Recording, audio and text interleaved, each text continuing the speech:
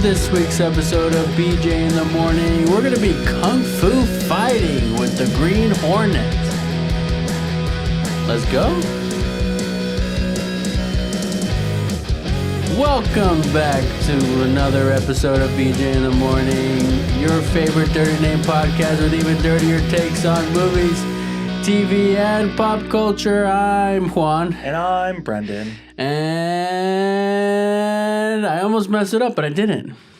Yeah, I mean, it kind of came across like a question for a second. Like you were questioning Welcome back to BJ in the Morning? I think that's the... Is that the show we're on? Welcome back to BJ in the Morning, but you know what, dude? You know what? What? I do best when I'm like under pressure. You know what I mean? Mm-hmm. So before we start recording, I need to just like shame the shit out of you.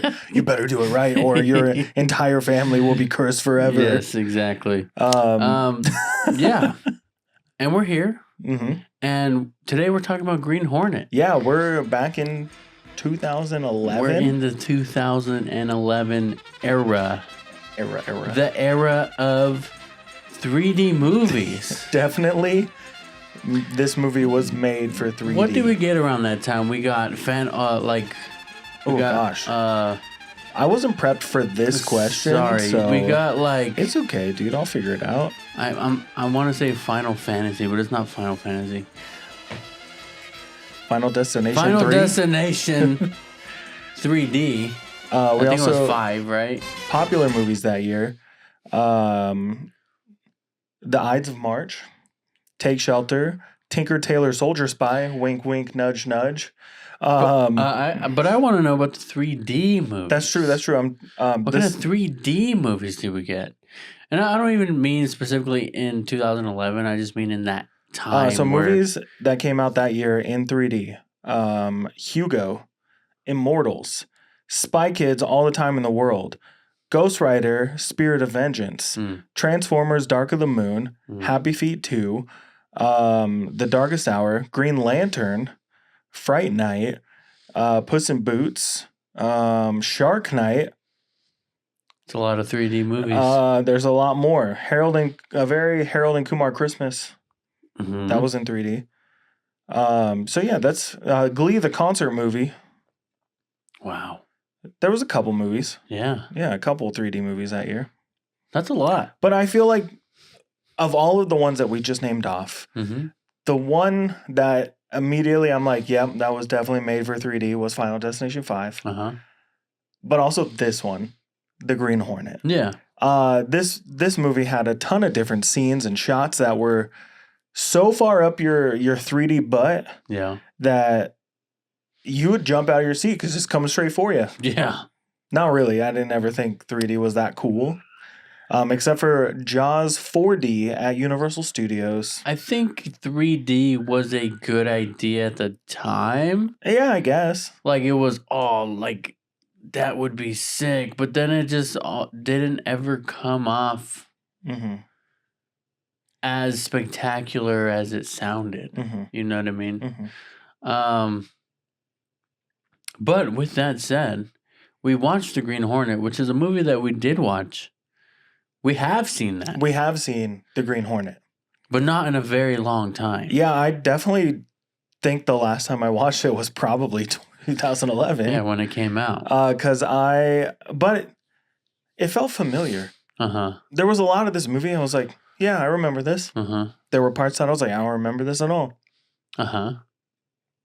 Initial thoughts on the movie? If I can remember back to 2011, we were 19. Right? Right? Yeah, 19, about to be 20-ish. Sure. In 11. 12 was when we turned 20. Okay. Right, so we were right out of high school, the year after high school. Punk kids. I'm not sure if we were living together. I don't think we were yet. No, not until 13. Was it? I don't remember. Oh, I know that part. But I definitely remember going to a lot of movies during this time period. I don't remember hating this movie. I don't remember loving this movie. Yeah. I think I liked it a lot back in 2011. I think it was fun, made me laugh, had some cool action scenes. Yeah. And there's one actor in this that I forgot was in this, who is probably one of my favorite actors of all time. Christoph Waltz. Yeah. Yeah. I forgot he was in this movie, Yeah. but I remember his scenes. I just forgot it was this movie. Mm-hmm. So that's where I'm at now. He plays a really good bad guy. And a bad guy. And a bad guy. Like a really bad guy. I'm like, this guy's insane. I don't think he ever plays not a bad guy anymore. Django Unchained. He was a good guy? Yeah. All right. Have you seen that? Yeah. Don't remember. Not since it came out. No, that's for okay. sure. Okay. But, I mean, with that said, it did come out in 2011. When we watched this movie, our, like, maturity and humor and we were 19. it has changed in a way. So, like, us loving this movie in 2011 doesn't portray the same at 34. No. You know what I mean? Yeah, so, definitely like, not. when I watched this movie, when we watched it back then, I knew I loved it. Mhm. I liked it a lot. And I was a big fan of Green Hornet from the past. Right. Because And you're a big Bruce Lee fan. Bruce Lee fan, yeah. Huge.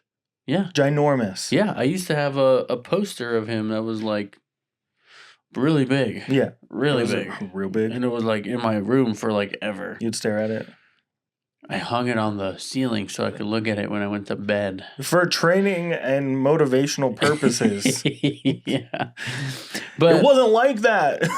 either way, I liked this movie a lot in 2011. And then rewatching it now, it was an interesting enough movie that I didn't hate it. Mm-hmm. But I didn't think it was as funny as I thought it was in 2011. Yeah. Like, I think this movie could have been way better if it wasn't a Seth Rogen comedy. Right. You know what I mean? Mhm. Like, I think if they took a little bit more of a serious take on it, this movie could have been outstanding. Mm-hmm. And even if you don't even change the storyline, just don't make it as funny as it was.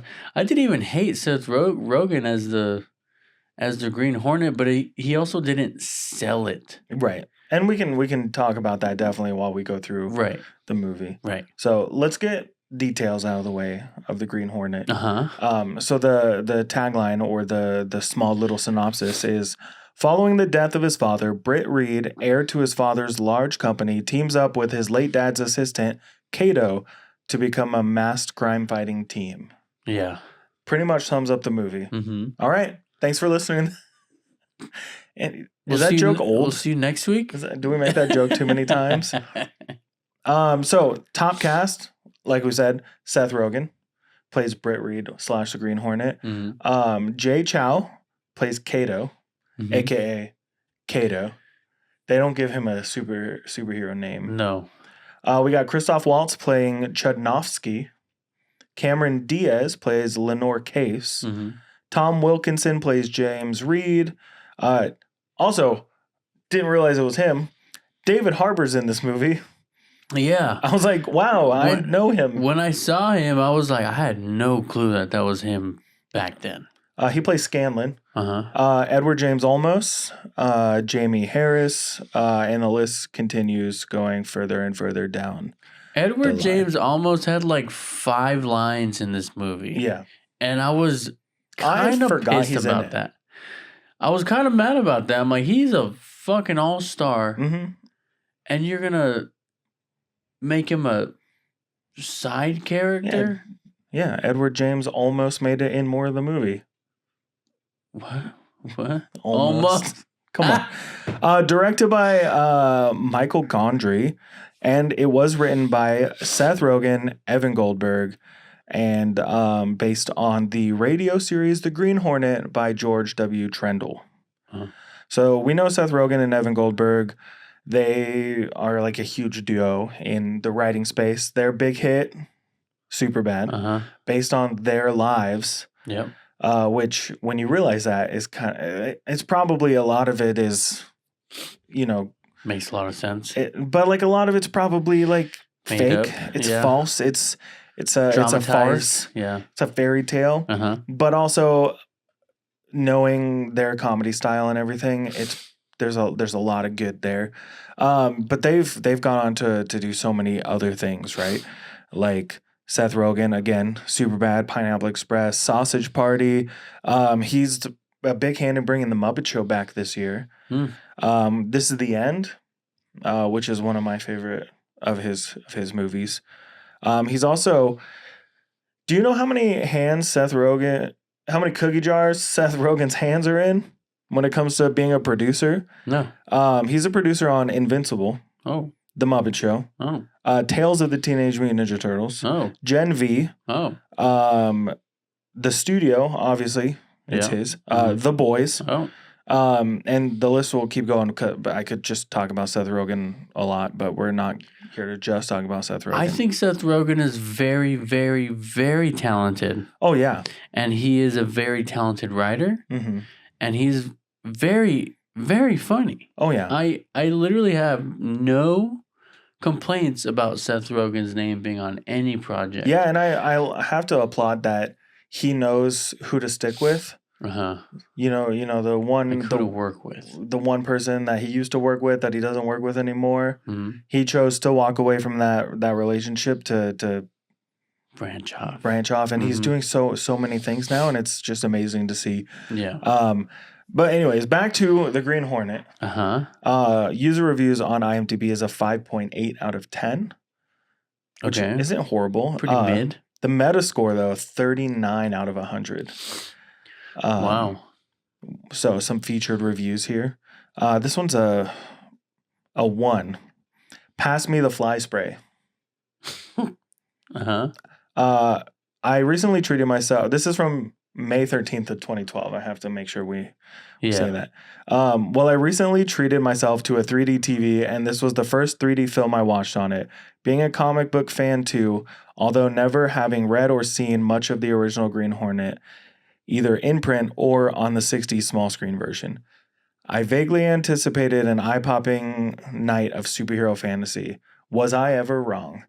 The film was an absolute mess. I know nothing of lead Seth Rogen, and if you told me, again, this is in 2012, if you told me he was indeed a top comic, my next call would be to trade descriptions. I don't know what that means. He absolutely ruins this film, hogging the camera and mugging mercilessly. He neither looks the part and has no chemistry with Kato or Cameron Diaz's character. The plot is weak, the comedy is dire, characterization is non-existent, and action sequences are overwhelming as they are overlong. I wanted to blame my new TV for this car crash of a movie and felt like taking it back to the shop, but realized I would only have been shooting the messenger. Never mind 3D, I wish I had a 4D TV to get back the time I lost watching this nonsense all the way through. It's rough. You see, I don't think the plot is weak. We'll get into it. We'll get into it. So I know we're just going through the reviews right now. But like, I could agree with a lot of things that he's saying, but I don't think this plot is weak. I think that it could have been enhanced, but I don't think it's weak. I don't have an issue with this plot at all. Go ahead. Continue with the 7 out of 10. A fun movie, simple as that. I went to see this in the middle of the day on a weekday, and it ended up being the only person there, which makes little difference in light of the fact that I enjoyed it. That's it. That was the whole review. Let's switch over to Letterboxd, though, which we know brings some heat sometimes, right? 4 stars. 4 to 5? Yeah. Okay. I don't get the hate for this movie. I think it's super entertaining, funny, it looks awesome, and the cast works really great. I'm not saying it's perfect, but it's really far from bad. 2.5 stars. One of the problems I have reviewing a film like this is the simple fact that I hate Seth Rogen. So yours is not fair. Yours is biased. Right. 3.5 stars. And it's fine, doesn't matter. I actually kind of like this. Like, I remembered it's got a lot of cool Michel Gondry visual touches in its action scenes, any one of which show more verve and imagination than a typical Marvel sitcom. Mm-hmm. It has the distinct whiff of focus testing and reshoots, and would probably be a lot more fun if it didn't veer into full-on comedy so much. But it seems sort of like an overlong pop album that's got 5 or 6 rock-solid singles on it, and Kato straight up murders both bad guys at the end. Yeah. While the main story is entertaining, the real treat for me is watching the subplot of Christoph Waltz have a villain's midlife crisis. Mm. Those are all the reviews I'm going to do. This movie doesn't have a lot of reviews that are worth our time. Yeah. Um, So after hearing some of those reviews, I'm gonna go back to what I was saying, that I don't think the plot is weak, Mhm. but the original Green Hornet was like a James Bond-esque character and a very James Bond forward cast, like guy. I don't know his name right now off the top of my head. Give me a second. Like James Bond actors, like in the 50s and 60s. In the 60s, his name was Van Williams. Mm-hmm. Did he do anything else? Did he do James Bond? No. No, he did not. No. But Sean Connery is who you're thinking of. yeah, but it was like a James Bond-ish feel with a kung fu fighting sidekick. And this movie, I feel like, was written for Seth Rogen to be the By Green Seth Hornet. Rogen. Yeah, written by Seth Rogen for Seth Rogen to be the lead. Mm-hmm. So the way things worked out as far as the chemistry goes, as far as the decisions that they made in the plot, I think it was to make that scene specifically for Seth Rogen to make a joke or for Seth Rogen to do what he does. And I think if you would have placed like a better actor in that scenario, then this whole movie would be trash. Yeah. Do you know what I'm saying? Like, I think Seth Rogen being the lead made this movie okay, because maybe that's kind of just the expectation out of Seth Rogen. You know what I mean? Do you know what you mean? I know what I mean. Good. Do you know what I mean? Do I know that you know that I know that you know what you mean? Do you know that I know that you know that you might know what I mean? Yes. All right, so let's go through this movie. Whatever plot this guy said wasn't there, we'll go through it. So, starting from the beginning. Britt Reed is a spoiled son of a powerful newspaper publisher named James Reed. He spends his life partying and accomplishing absolutely nothing, which honestly seems like a full-time job for him. When his father suddenly dies from what appears to be a bee sting, Britt inherits the newspaper empire despite having zero qualifications besides vibes. At the house, he reconnects with Kato, his dad's quiet, hyper-competent mechanic and barista, and Britt learns 2 crucial things. Kato makes incredible coffee, and Kato can beat him unconscious in under 10 seconds. Naturally, this inspires Britt to become villains. Yeah. Superheroes disguised as villains. So, we get a bunch of scenes of Seth Rogen partying, Britt partying. I'm going to say it right here. That is one of the most unbelievable things of this, is him being surrounded by all these women in 2011. He is the goofiest motherfucker I've ever seen in 2011. But he's rich. I was getting there. I'm going to stop talking now. Continue. But he's rich. Yeah, he's rich. So, but anyways.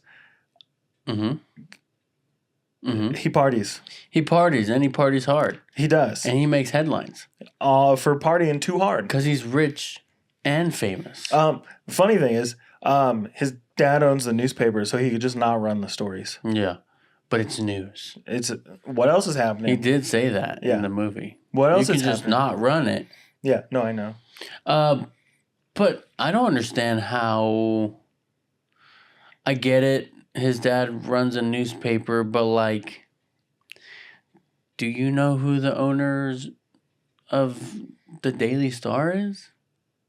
No. No. Do you know who the Sun is? Maybe. If the Daily Star You know what I mean? Like, Sun maybe? made headlines.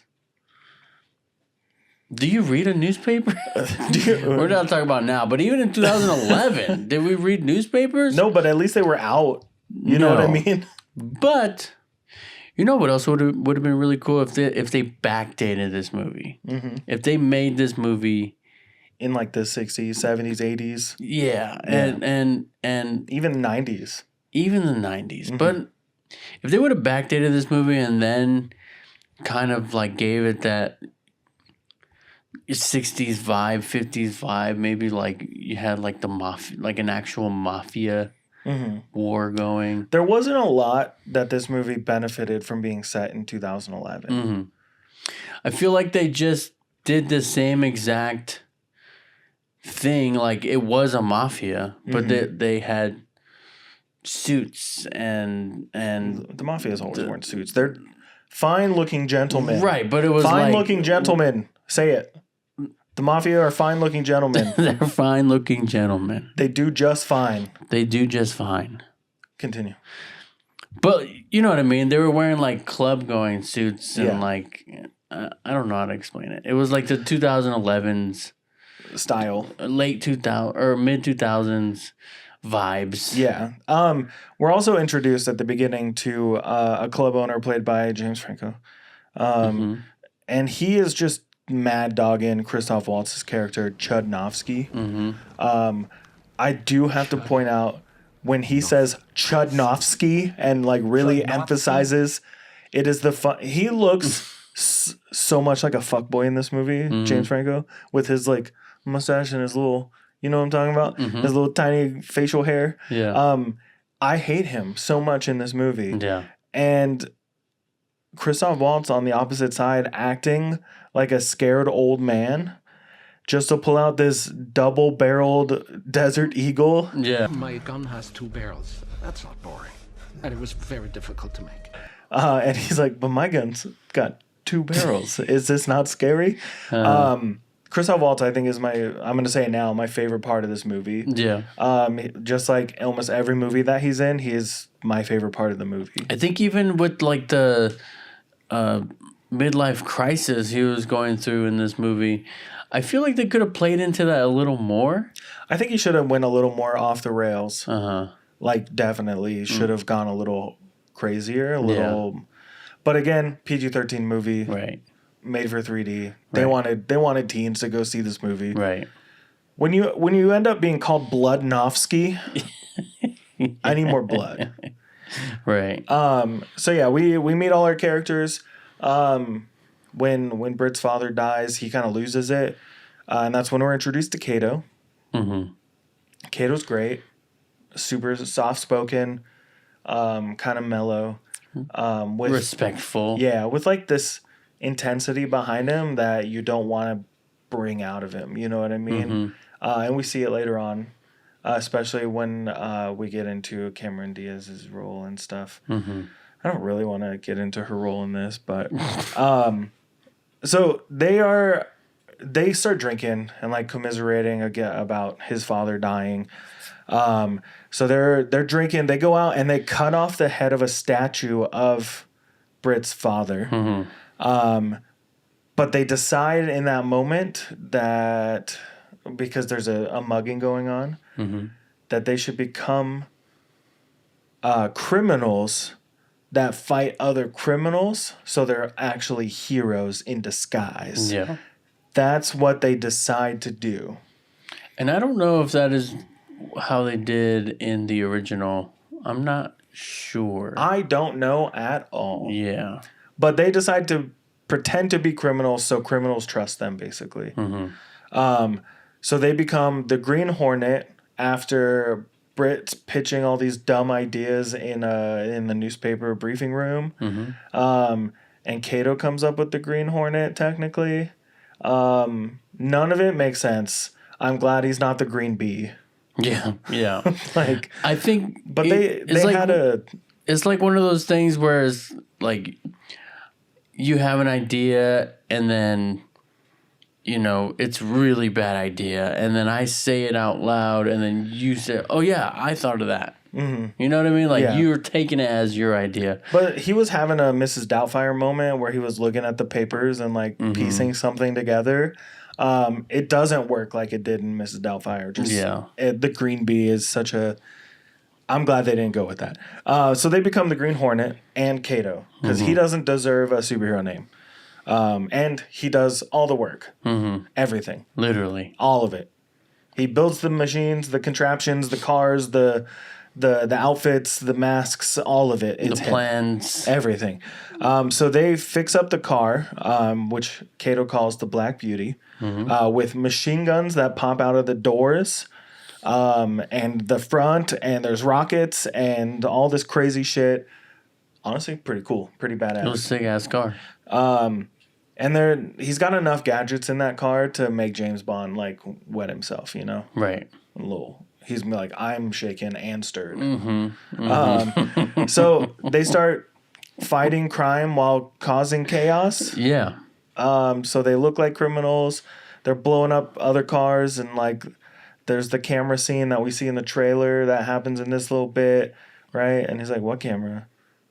Yeah. So the city now starts to think, because Britt is pushing it in the paper and because they're causing all this chaos, that the Green Hornet is a dangerous new crime boss. And all the other criminals, including Chudnovsky, are taking note. Yeah. So at this point, this is where we're introduced to Cameron Diaz's character. When she walks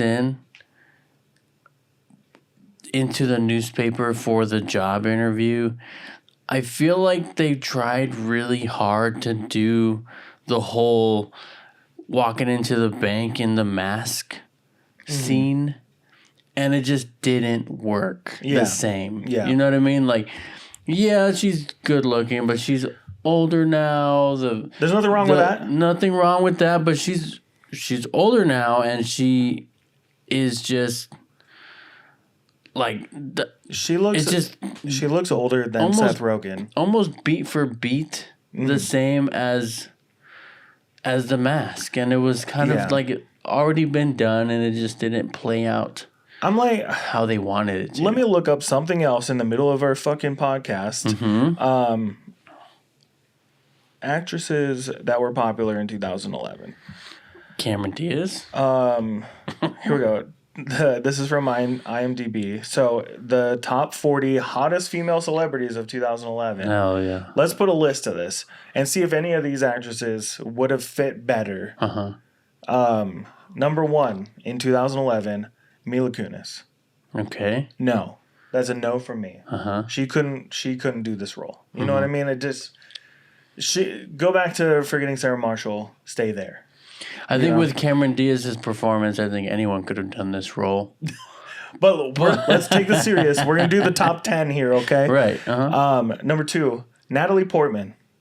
Yeah. I think she's a little young still, maybe. But she has that intensity that I feel like... And she's got really good comedic chops, you know? Like, not only in, like, the SNL sketches, but also, have you seen Your Highness? Yeah. She's got the comedic chops. I feel like she could bounce off of Seth Rogen really well. This one is a no already off the bat. Emma Watson, way too young at this point in time. Yeah. We have Vanessa Hudgens, way too young. Hayden Panettiere, again, way too young. So short. Maybe this is why. Maybe this is why. Let's go. I'm gonna go to the bottom of the list. Megan Fox. Could have made sense. She can do anything she wants. Could have made sense. You know what I mean? Like, she's played that role of like being extremely attractive, but also not being a ditzy like person. You know, so maybe she could pull it off. Jessica Alba. I feel like she could have do whatever she wants to. No, we're taking this serious, Juan. We're a serious podcast sometimes. But could you see her in this role? Better than Cameron Diaz? Yes. Blake Lively? She doesn't deserve it. Ela Fisher? Oh, Isla Fisher? Isla? I think it's Isla. Whatever. I've never met her. She hasn't told me her name. She's British. No, she's not. Emily Blunt? Emily Blunt. Right. No. Scarlett Johansson. No, I'm just thinking about Megan Fox. Anne Hathaway? Yeah? Yeah. That's a good one. They should have cast her. Yeah. Jennifer Aniston, if you were someone around the same age group as Cameron Diaz. No, she was too popular for this movie. Kate Beckinsale? Sold. You think Kate so? Beckinsale sold. You think so? Yeah, dude, she could have done it. Oh, wait, serious podcast. My bad. Right. No. Okay, we're finishing up here. Jessica Biel? No. No? We're at the bottom of the list. Emma Stone. Oh, bring in our girl from Jumper, Rachel Bilson. Hell no. Hell no. There were tons of actresses who were popular in 2011 that could have done this role that I think were more popular than Cameron Diaz at this time. I don't want to look another thing up, but I'm like, what else was Cameron Diaz doing in 2011? Bad Teacher? Yeah, I'm not sure. Have you seen that movie? No. Me neither. Guess what? It's gonna come. That year's gonna come up on our list, and we're gonna have to fucking watch it. But yeah, I just really didn't. Every time feel she like spoke, I just fit. heard Princess Fiona. Yeah, but that's because you love Shrek. And that was like throwing me off a little bit. Actually, that's probably what she was doing in 2011. Yeah. One of the Shrek sequels. One of the Shrek movies. Either way, we're introduced to Cameron Diaz's character, and, you know, we already said it, beat for beat, the Mask intro versus this intro didn't work. Her chemistry with Seth Rogen was not there. It has nothing to do with her looks.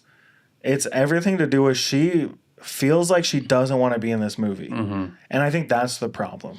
You know, like... Yeah, even her interactions with Kato, who is her love interest in this movie, felt very forced. It's not, though.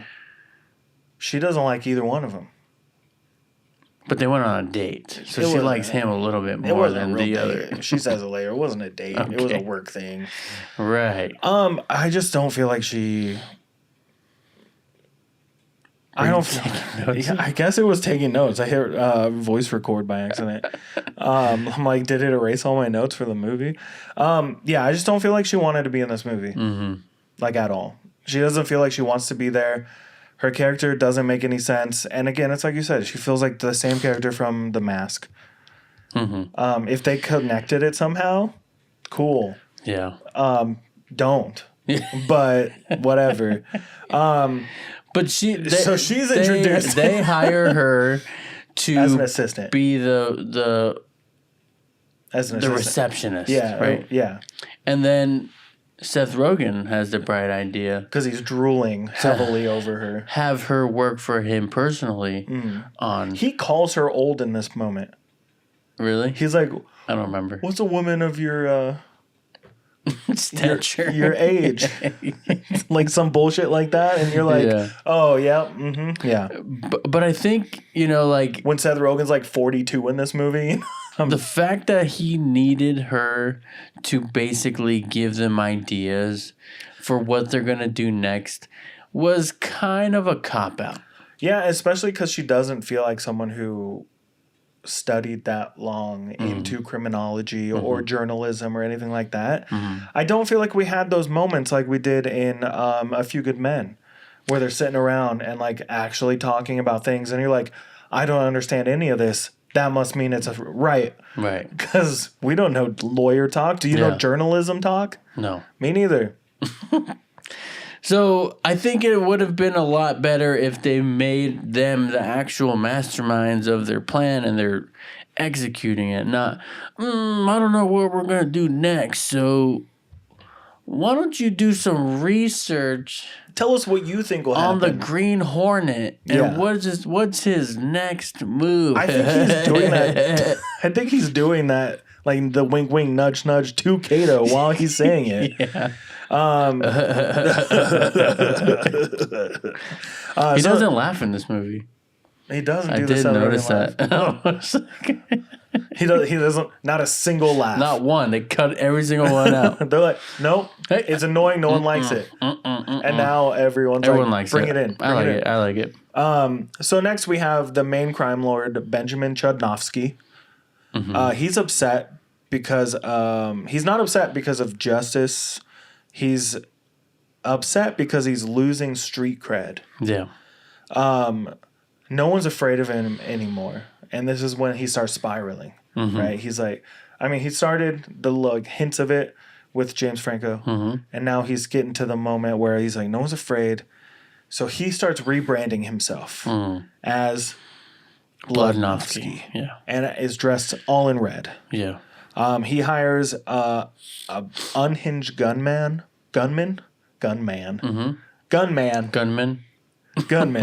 to eliminate the Green Hornet, which results in one of the film's best action sequences, which is Kato's slow motion fight choreography. Yeah. Which I love, by the way. At first, when he kicked the guy over the car and he does the stacking backwards, I was like, that's some 3D bullshit. Yeah. But Kato's got superpowers, dude.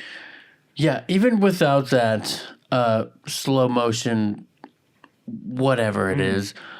This is at the height of Robert Downey Jr.'s fucking Sherlock Holmes thing.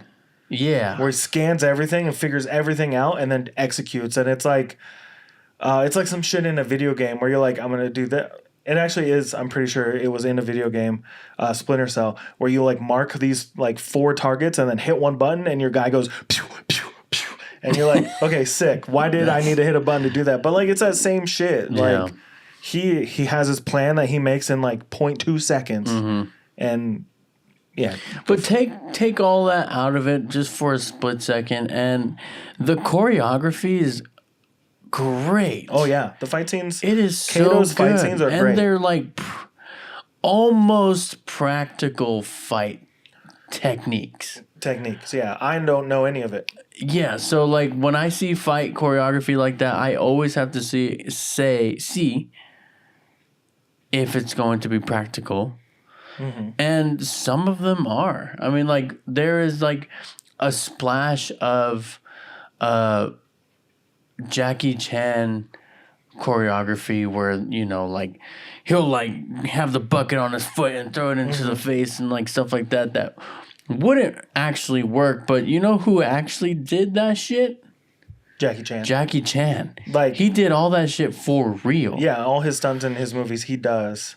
Yeah. All the fights he does. Always. Yeah. Never a stuntman. Never CGI. I feel like a lot of people in North America at least only really know Jackie Chan from his American made movies, you know. So, but when you go back and watch a lot of his martial arts movies, when he was younger and when he was producing them and everything like that, he's got this insane comedic fight style, where it's like if Tom and Jerry had black belts. Yeah. He's got this cartoonish style about him, and I think that's why his movies, when he does his American-made movies, they work so well as comedies. Not all of them, of course, but a lot of them work really well as comedies because he is a comedic genius when it comes to moving his body. Yeah. It just doesn't make sense. I think they were always meant to be a little bit funny. Right, campy. Cheesy. Oh, he just, he punched somebody and they hold up a frying pan and he's and then he goes back and it's But they're so badass. And I was saying more along the comedies here are not the same as, Yeah. But they do take a lot of Jackie Chan inspiration for Kato. And I love to see that you got two of the greatest, right? Bruce Lee and Jackie Chan. And they kind of implemented both of their fighting styles into their choreography, which was very fun. Yeah. Very fun to watch. Yeah. Yeah. Awesome. For sure. So Kato's doing a slow motion fight choreography, and Britt is mostly yelling and trying not to die during this whole fight. After this, the public becomes obsessed with the Green Hornet. Britt loves the fame, Kato loves not dying, but tension is building between the two of them because Britt is getting selfish. He wants to fight more, and Kato keeps giving him gadgets that are non-lethal, but he's not. He doesn't appreciate them. But he's not the fighter. No, but he thinks he is. And then they're both kind of like, as Britt's soaking up his like the media attention, he kind of pushes Kato to the side and alienates him by taking credit for everything, even though Kato literally is doing everything. And they both are flirting with Cameron Diaz's character, Lenore. He's not being subtle about it. He's trying to rub it in Kato's face. And then I think Kato starts doing it back to him too. So tensions rise. Kato finally calls Britt out. He says that he's basically a rich kid playing hero while Kato does all the dangerous work. They fight and they separate. They go their separate ways. But during this point of the movie, Chudnovsky uncovers Britt's identity and frames him for murder, using the newspaper to spin the narrative. Britt goes from fake criminal to very real fugitive. Right? Shit's going on. Shit's getting crazy. It's going crazy. So Britt, the Green Hornet, gets invited to this is it a club? It's a restaurant. A restaurant by David Harbour's character. He invited Britt. And then Chudnovsky invites Green Hornet. Yep. Green Hornet shows up, but it's Kato. He's like, where's the Green Hornet man? Anyways, this part of the movie didn't make a lot of sense. Like, just this whole setup and everything. But during all this, there's lots of gunplay, lots of shooting, lots of fighting, big car chase, all that good stuff, right? But Britt and Kato finally reconcile, just in time for the final showdown. Yeah, and this is the part of the movie where you realize that David Harbour's character killed Britt's dad. Yeah, is not a good guy. Not at all. Not a good guy. He's working with Bludnovsky. He's working with Bludnovsky, and Kato never had any intentions to kill Britt, which is why they brought Kato in the first place. To kill Britt. Because, to kill Britt. Yeah. There's a mistake in that scene. Is there? Yeah. He's holding the gun to Britt, and then he goes off to the shoulder over the shoulder of Seth Rogen to David Harbour. And when Seth Rogen stands up to punch David Harbour, he hits the gun out of Kato's hand, and you can see it was a total mistake because he hits the gun out of his hand and he goes, "Oh shit." Oh, yeah? Yeah.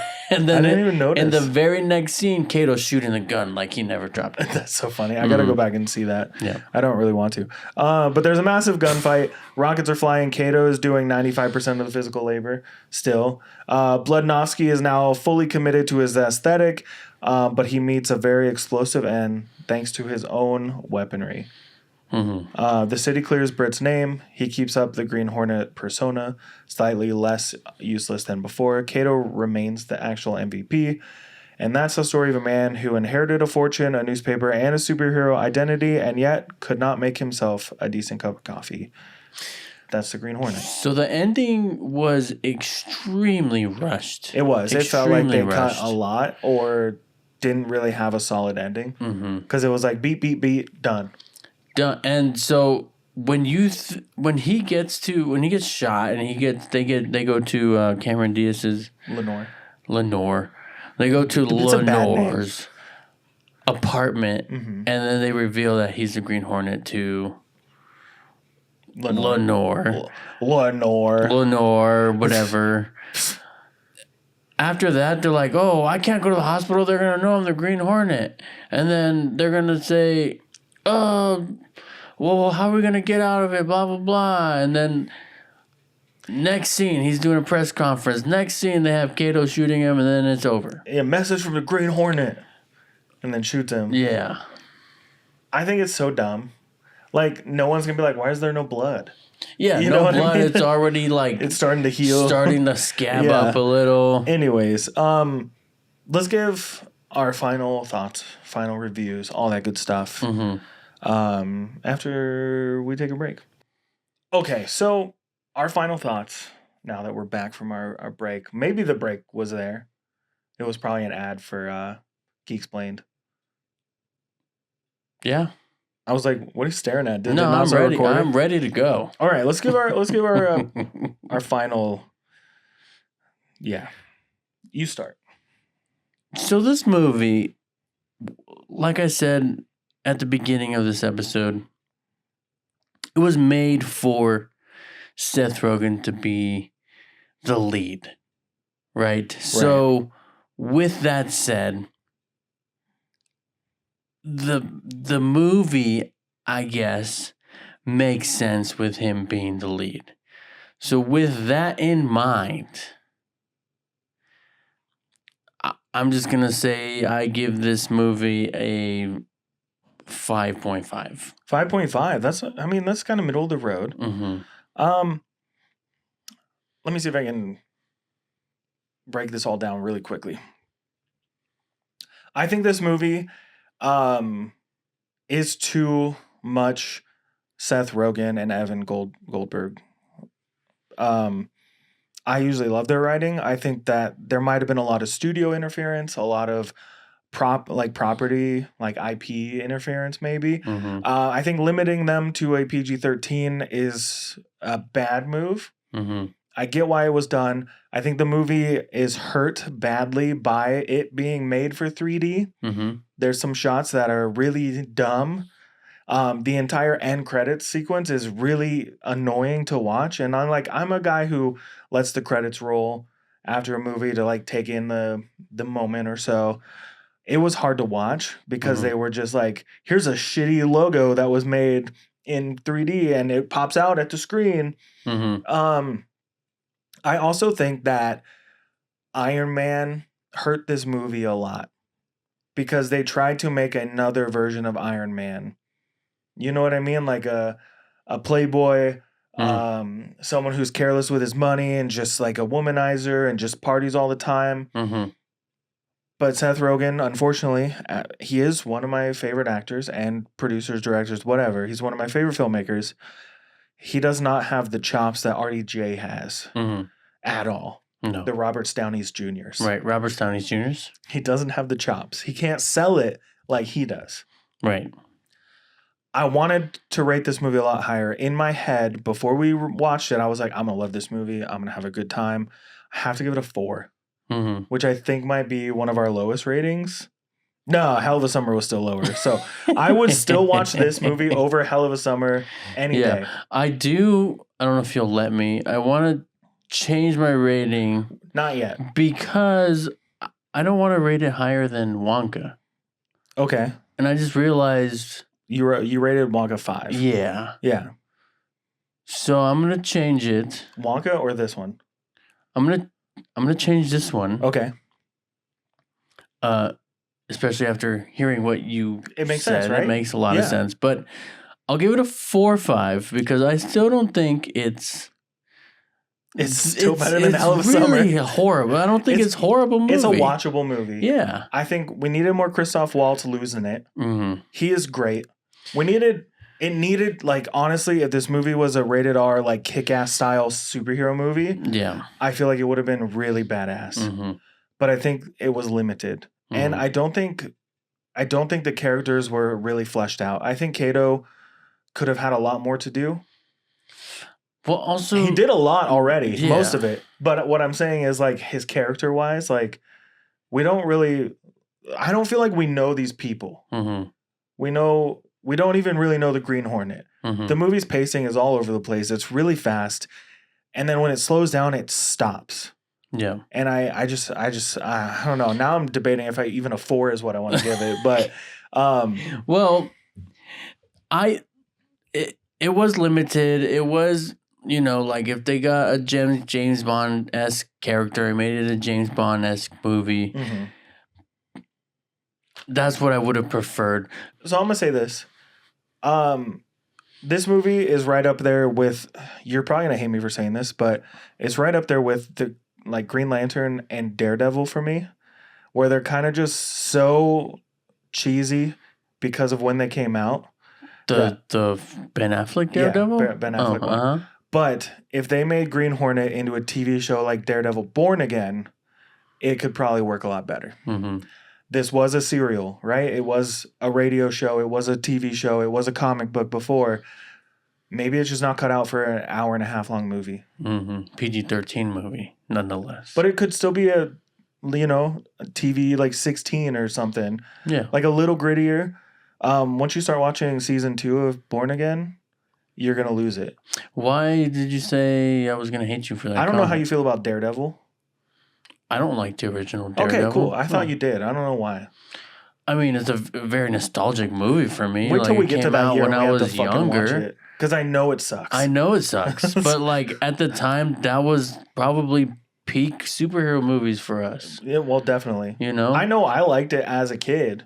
Same with Fantastic Four. What was that, 2003? 2004? It was during Spider-Man's...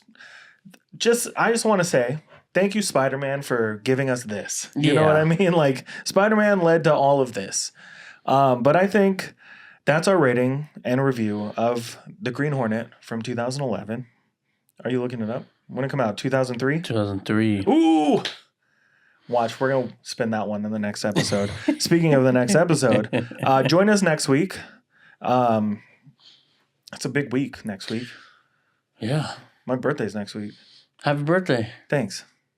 I had to bring it up because you weren't gonna. I got you a present already. Fucker. It's that time of the year where I start getting like a ton of existential dread because I'm turning 34. Yeah. We're old. Anyways, big week. We're going to be reviewing one of the highest rated, biggest award-winning movies of 2011, Tinker Tailor Soldier Spy. So join us next week. Hopefully that episode will be more enjoyable than this one. Hopefully, and that movie is a mouthful for sure. Yeah, I don't... Tinker Tailor Soldier Spy. Wait till we have to say it every 5 minutes. Tinker Tailor Soldier Spy? Tinker Tailor Soldier Spy. Tinker Tailor Soldier Spy. Puppy Monkey Baby. Puppy Monkey Baby. Well, thank you so much for listening to this week's episode of BJ in the Morning. Join us next week, like I said, Tinker Tailor Soldier Spy, and we're going to spin the wheel for our next set of movies, or next year of... How do we say that? We're going to spin the wheel for the next year for the set of movie. It doesn't make sense. For the next... set of year movies. The next year set of movies. The next... We're going to spin the wheel. It's going to land on a year, and we're going to pick 2 movies from that year. Got it. Nailed it. Thank you again for listening. Make sure that you're hitting all the subscribes and likes and everything like that. If you're listening to us on podcast apps, add us, subscribe to us, like us, heart us, comment on Spotify. I read them all and respond to them all. Yes, we do. So, yeah, thanks for listening over there. Leave a 5-star review. Because we're working really hard, and all we're asking from you is a $5 donation. No, I'm asking for 2 seconds of your time. Scroll to the bottom on Apple. Do that 5-star review. It helps the show grow. We are seeing some growth, man. We're getting some good downloads. Oh, yeah. Thank you guys for listening. And if you want to see any clips, because we're trying to get better about posting social media clips and other fun things, you can head over to Instagram at BJ in the Morning _. And over on YouTube, where we're also going to be posting clips and maybe some other fun stuff when it's easier to get to the studio. Yeah. Which is coming. So also be prepared for that shit. So go to YouTube at BJ in the Morning Podcast. Dude, it's going to be weird when we have to fucking move. I know. Say goodbye to the set. Not yet, but soon. Not yet. Not yet. But it'll happen, and we're just going to do it one day. It's going to happen. We'll talk to you on the next episode. So thank you so much for listening. We'll talk to you next time. I stole it. I'm Juan. I'm Brendan. It's over. See your way out.